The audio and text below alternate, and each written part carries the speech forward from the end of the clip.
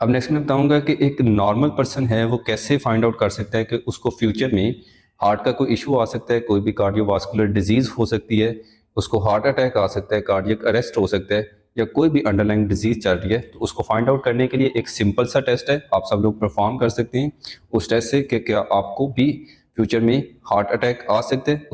उस टेस्ट का नाम है 1 minute heart beat recovery test. Test को परफॉर्म करने का मैं तरीका आपको गाइड कर देता हूँ। सबसे पहले आप लोगों ने अपनी रेस्टिंग हार्ट बीट को मेजर करना है। वो आप लोग अपनी कलाई के साथ फील करेंगे और उसको काउंट करेंगे, 15 सेकंड के लिए काउंट करेंगे और उसको मल्टीप्लाई बाय 4 करेंगे तो 1 मिनट रेस्टिंग हार्ट बीट आपकी आ जाएगी। उसके अलावा आप अपनी गर्दन में हाथ रखेंगे, यहाँ पे भी आपको अपनी हार्ट बीट फील होगी, उसको चेक करेंगे और 1 मिनट के लिए उसको कैलकुलेट कर लेंगे। ये आपकी रेस्टिंग हार्ट बीट होगी। उसके अलावा आपने इसके बाद कोई भी फिजिकल एक्टिविटी परफॉर्म करनी है। आप रनिंग कर सकते हैं, जॉगिंग कर सकते हैं, या कोई भी ऐसी एक्टिविटी सीढ़ियाँ चढ़ सकते हैं जिससे आपका हार्ट मैक्सिमम पंप करे। और उसको उसको आप नोट डाउन करेंगे और उसका एक तरीका ये भी है कि आप 220 माइनस एज करेंगे तो आपकी मैक्सिमम हार्ट बीट होगी। उसको आप लेकिन फिजिकल एक्टिविटी के साथ ही मेजर करेंगे। जैसे वो आपकी मैक्सिमम हार्ट बीट आ जाएगी उसके बाद आपने रेस्ट करना है 1 मिनट के लिए और हार्ट को रिकवर होने देना है। 1 मिनट गुजरने के बाद आप अपनी दोबारा हार्ट बीट को मेजर करेंगे अगेन, जहाँ से पहले आपने मेजर किया और उसको नोट डाउन कर लेंगे।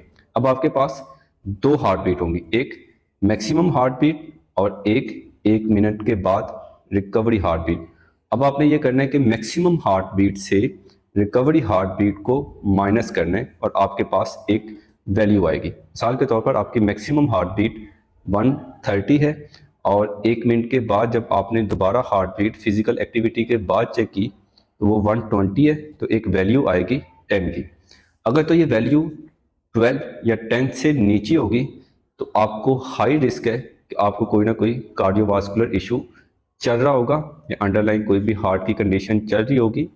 अगर ये वैल्यू 12 से लेके 20 तक है तो आप में मॉडरेट रिस्क फैक्टर है कि आपको फ्यूचर में हार्ट के कोई इशू हो सकते हैं। और अगर ये वैल्यू 20 से लेके 30 या अबव है तो आपका हार्ट बिल्कुल नॉर्मल वर्क कर रहा है। इसको आप सिंपल चेक कर सकते हैं। लेकिन अगर आपकी हार्ट बीट की जो वैल्यू आई है वो 10 या इससे कम है तो आपने परेशान नहीं होना, बल्कि आपने उसको रूल आउट करना है किस वजह से इशू है।